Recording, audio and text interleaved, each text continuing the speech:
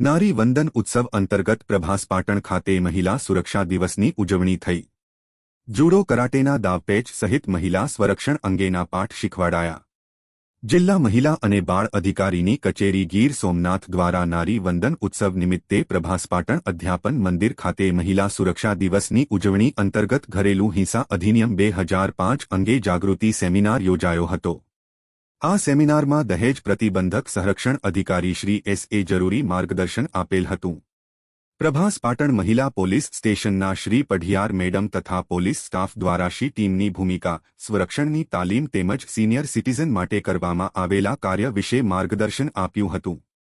જિલ્લા કાનૂની સેવા સત્તા મંડળના એડવોકેટ શ્રી ગૌલાબેન અને પ્રકાશભાઈ મકવાણા દ્વારા ઘરેલું હિંસા અધિનિયમ 2005 કાયદા અંગે વિસ્તૃત માહિતી આપવામાં આવી હતી। 181 મહિલા અભ્યમના કાઉન્સેલર સંતોકબેન દ્વારા 181 મહિલા અભ્યમ વિશે માહિતી આપવામાં આવી હતી। સખી one stop centre, police station based support સેન્ટરની સેવાઓ વિશે માહિતી આપવામાં આવી હતી।